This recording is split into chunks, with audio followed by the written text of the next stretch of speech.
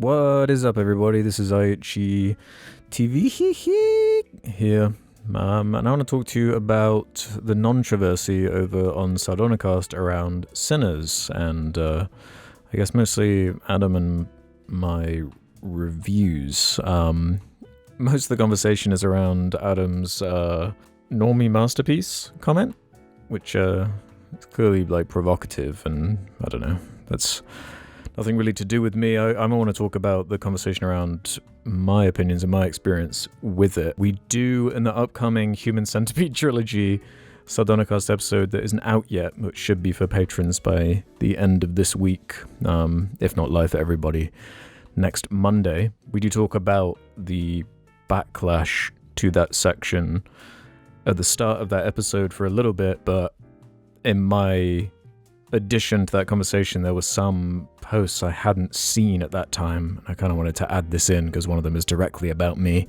and I just find the conversation interesting. So in the live episode of Sardonicast, the last one we posted, where we talk about Sinners, I gave it a 3-star on Letterboxd with a like. It's a film I enjoyed. I gave it an overall positive review.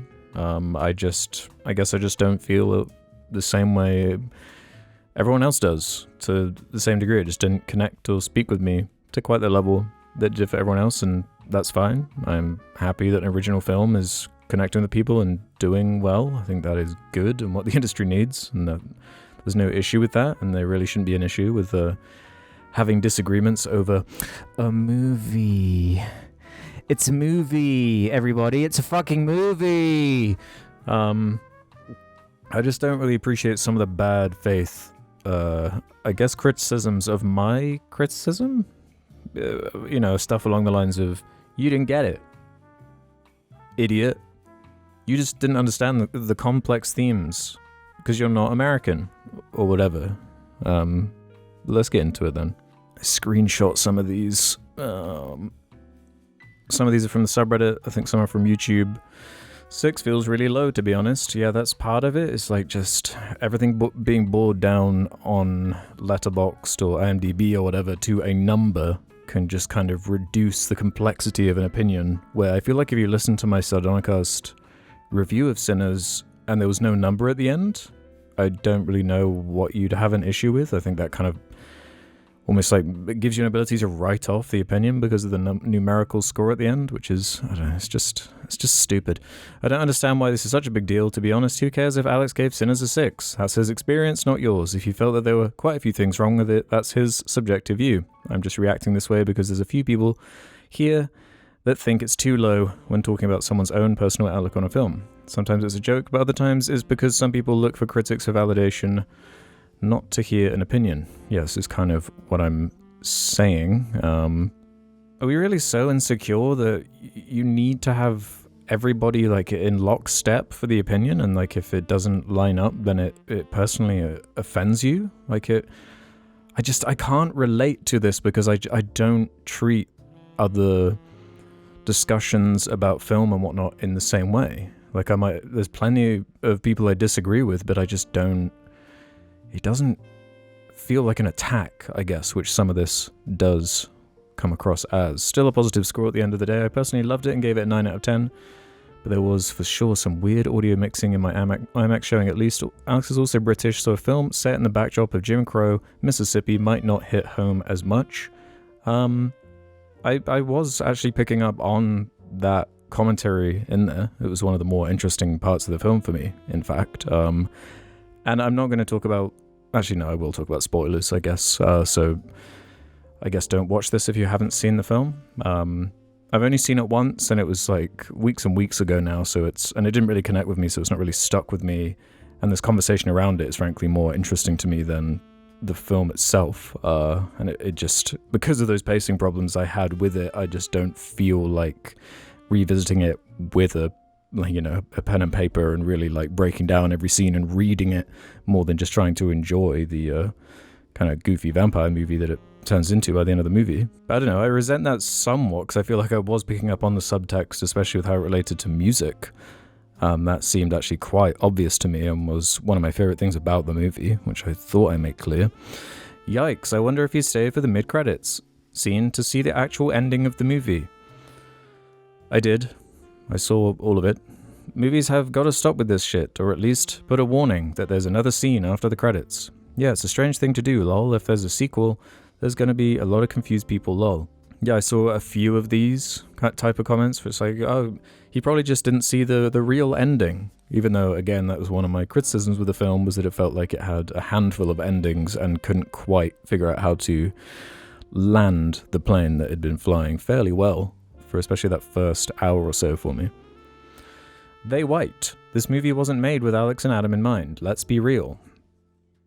Crazy thing to say, especially because the film is broadly being accepted by most people and enjoyed by most people, despite the color of their skin. I really don't think there's a fair way to write off the problems I had with the movie. I even say in the Sardonicast review that for a large portion of the movie it was hovering more around a sort of strong 7, and it was more that last act that kind of didn't really work for me, and I feel like that injures a film in totality a lot more than almost the first third being weaker. That's not the way it came together. More contrarian bullshit on the upcoming Sardonicast episode. Nice. Am I really known for being contrarian? Like, I don't know, I feel like I'm quite fair when weighing this stuff up. A lot of this feeds into... Adam has talked about this before on one of his, I think his clip channel, about how the Sardonicast subreddit is just crazy sometimes and just super unfair. And as soon as Jake joined as a host as well, he also was quick to talk about how kind of just nuts and intense some people are over there. And I don't know how much of it is brigading, how much of it is just frustration with other things in life coming out in the form of like anonymous Redditors. And, you know, it's also Reddit, like Reddit's gonna Reddit. But it's like you can't win at a certain point. It's like, oh, Adam and Alex always think the same thing. And then like, this is an example where we have the same score, but our criticisms are completely different and not aligned, but then it's still put into the same bucket anyway. So it's like, whatever. At a certain point, you just can't pay attention to some of this. Some of the action was a little awkward, but that's honestly a baffling score to me. That's fine. Have a feeling that he really enjoyed the first half. Ralph also changed his to 6 out of 10. Yeah, I did actually much prefer that first half, so kind of a correct assumption to make there, my friend. Blah, blah, blah. Yeah, so this was one of the posts that I had more of a kind of like, huh? There's a lot of discussion about Adam's take on Sinners, but I feel something that has been overlooked, how Alex, a British man, wasn't able to see how the film was connecting the plight of the Irish with the plight of black people in America. I actually left a comment on this, which I don't normally do around drama stuff like this. I try to keep it light, but I said, my confusion was precisely how the Irish character was positioned as a blood-sucking demonic vampire in a film clearly thematically about cultural appropriation and oppressed communities. Don't know how it could have been clearer. Yeah, I was kind of going out of my way to bring up the plight of the Irish in relation to how it was being explored through the film. And to be fair, the thread has a lot of interesting discussion that has opened my eyes to some of the thought process, to the way a vampire character or the idea of vampirism could be explored to flesh out these ideas. I still don't think it worked for me as far as how that was communicated within the movie itself. And it did just kind of fall into being like a goofy vampire movie at the end of the day for me. But let's go through some of these. Because the Irish have been culturally appropriated, they've been oppressed both by the Crown and when coming to America. Remick is a victim of vampirism. The vampirism is an allegory for the appropriation. Remick and Sammy are shown at many points to be kind of two sides of the same coin, and while Remick feels he's lost his culture, Sammy still holds onto his. The Irish and the vampire are not one and the same. The Irish have been consumed by the vampy. I get that, like, on paper and through reading the film. I just kind of wish that Irish character was almost in it more. Because by the time those vampires show up, I was almost like into the film for completely different reasons outside of the monster movie angle. So I felt like when that was becoming an aspect of the movie, it felt like it was throwing the previous stuff to the side in a way and was wrapping up what it was setting up in a way that just didn't feel that satisfying to me. Vampirism as an allegory for cultural appropriation is undercut massively by Stack at the end being still an extremely black and proud individual who didn't seem to lose any part of his cultural identity, but also doesn't make any sense when Remmick's exact motivations are rooted in his Irish identity and as a response to colonialism.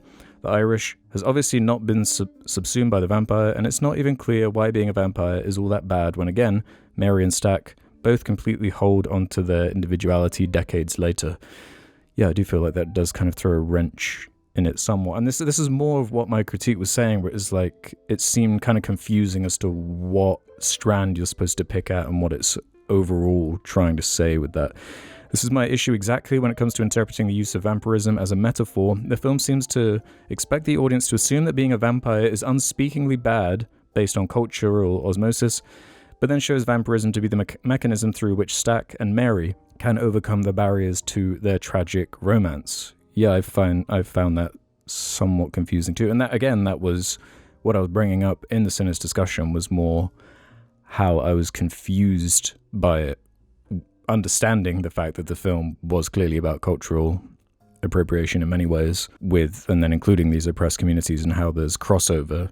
And I just feel like it was clumsy in how it was communicating some of these ideas. Yeah, OP should have elaborated a little more on what he took issue with. Not a very charitable read. I think the intention was to show the Irish character as representing an oppressed group who became the oppressor while being victims themselves. I like the idea of that. This idea can be debated. It's not like as soon as the Irish were considered white in America, they instantly became prosperous. Poverty in Appalachia is an example. It was Appalachia. However, them overwhelmingly voting red would support the film's stance also conjures ideas of the music industry to me, how mainly white executives take oppressed minorities' music and in turn their stories and profit off it while homogenizing it so that it's no longer unique or something the original culture it came from can identify with or use to bond over. The way the film handled the Asian characters was more of an issue for me personally.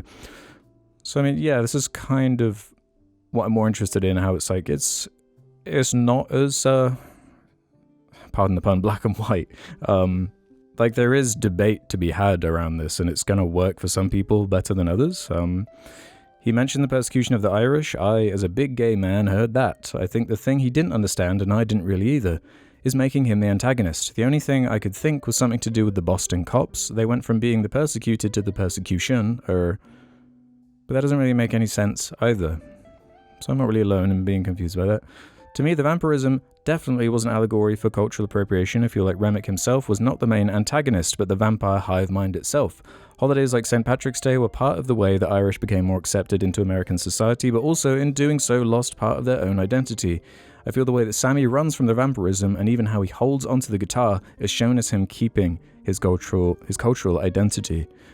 I understand that as far as how it relates to the Sammy character, but again, I'm more confused by Remmick. Yeah, I don't really see the vampirism as the main antagonist either, to be honest. I think Coogler has a lot of sympathy for the vampires in the film, and maybe even sees himself in them. I think he goes to the 1-yard line of equating Sammy's plight to Stack's plight in the post-credits scene. Both longing for the sunlight of the day before the events of the night, both longing for the real. I think Sammy retains his humanity, but I would say there's a suggestion that as time passed and his fame grew, he may have more in common with the vampire than with the young boy holding his cultural identity by gripping his guitar.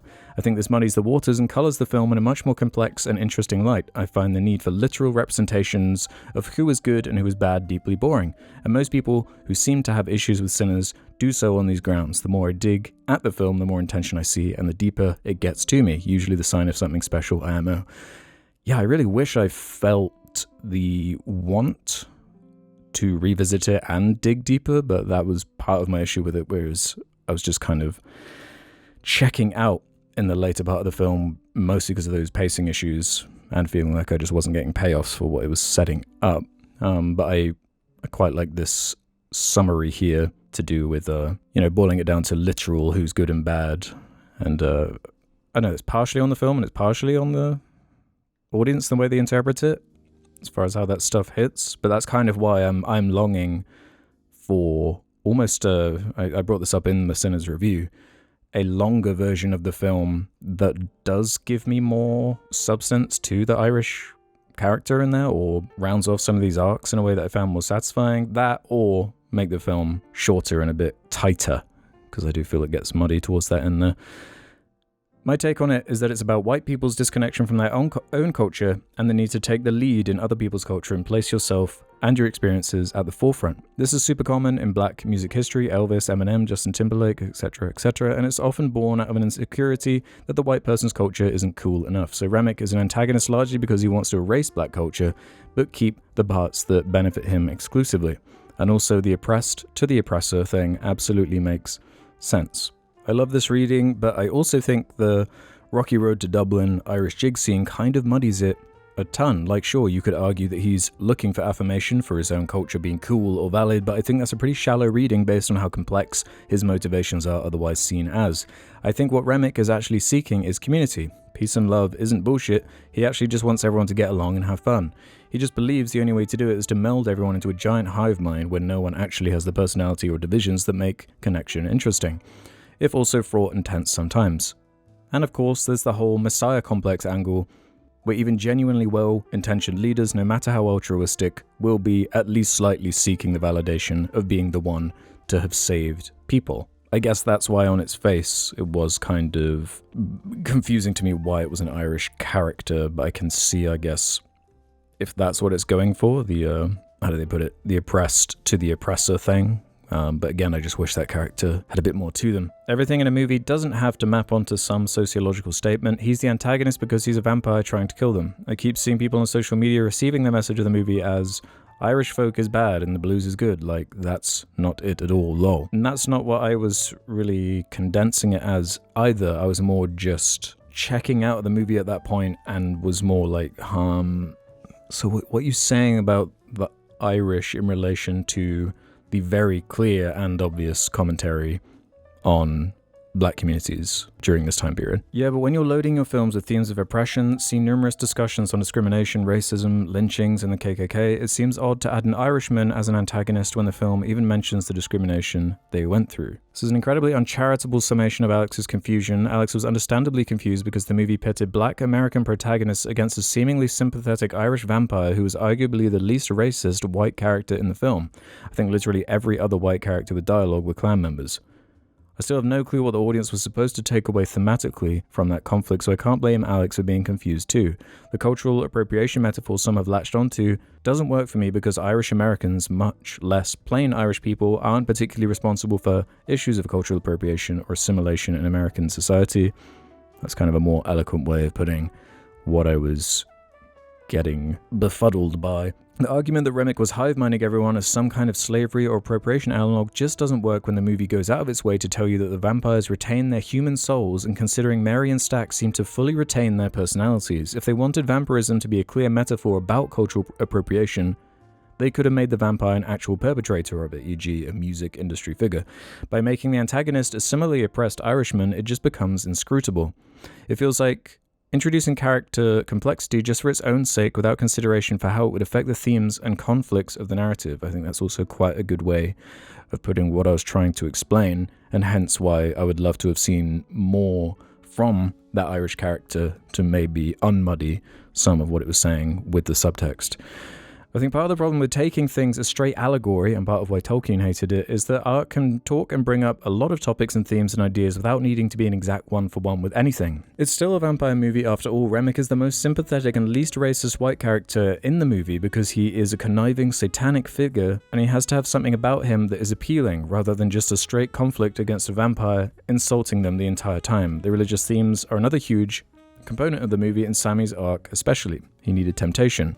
It doesn't mean that the Irish were the worst of everyone or anything. It's using things from real life to tell a monster movie rather than using a monster movie to tell a real life story, if that makes any sense. I think that's also another quite good way of explaining that. And it makes me think about how in one of Mark Commode's books, I can't remember which one, where he talks about the idea of sometimes people can get lost in reading a movie to the point where you kind of aren't even watching it at a certain point. And that's, on its face, it is, by the end, kind of a pulpy vampire monster movie where they're standing in a circle eating garlic as a reference to The Thing, you know? I feel like something Alex and Adam have been clear about for probably a decade now is that movie opinions are just opinions, and it's weird to take them so personally. The fact that the community is supposed to be some of the most intimate followers, and so many people still don't understand that, is very confusing. I wonder what they could possibly do to foster a community that doesn't take podcast movie opinion commentaries so seriously. And this is kind of what it always comes back to me, where it's like, I get this level of fervor when there's something important on the line. And like, yeah, artistic commentary and conversation is important, but unless it's exceedingly bad faith, or like, use like the Quartering uses movies to push some kind of political agenda, which we're clearly not doing with the way we talk about movies, and we clearly have passion for the art form and have talked about it for countless years, and that's part of what annoys me, is that there are countless examples of us talking about movies we enjoy and love, and it always just winds up boiling into these kind of cherry-picked examples like this one. And yeah, some of the comments. Jake is the only one here who actually likes movies, lol. So what, if I said I loved Sinners and gave it a 9 out of 10, then that would mean I like movies? It's like... It was a positive review, for God's sake. Why is the Brit so terrified of criticizing Sinners? Constantly mumbling and stuttering. One thing that is underrated when talking about movies is the hardest ones to talk about are the ones you feel middling on. Like that tends to be the hardest one. It's easy when it's something you love without question or despise without question. It's the thing in the middle where I just don't feel that passionate about this movie, so maybe that's where the mumbling or stuttering came from. But I still feel like I made my points, and I guess part of it was the confusion around ultimately what the film was trying to say beyond the more obvious stuff that I was clearly picking up and feel like I did address in the conversation. Thank God for Jake during the Sinners discussion. I mean, I agree with that. It did round off the conversation nicely, him being there. He's a great addition. Yeah, shockingly shallow Cinema Sins level shit from the other two. That seems quite unfair. I feel like I brought up... I don't know how I could have been clearer, to be honest, as to my issues with the movie. I said I love the characters. I just didn't feel like I enjoyed the way the film rounded off. You can go listen to it if you want to hear it in more detail. But I guess this is just what I'm getting at. I just don't appreciate how it seems like some people don't listen. And they probably don't. Like, they probably genuinely don't listen, or already have some kind of idea made up and they just want to say what they want to say. And I don't know, it's anonymous comments. It doesn't mean that much at the end of the day, and it doesn't keep me awake at night or anything. This ultimately does just become content for all of us at the end of the day. So, I don't know, I'm curious if you're listening or watching this, how this makes you feel, what side you fall on. I just think it's funny that this comes from a movie that I ultimately did give a positive review for, that I don't think anyone really would have cared about if there wasn't a specific number attached to it, and you just listened to the words I actually said. So yeah, let me know your thoughts. I'll see you on the next video. Bye!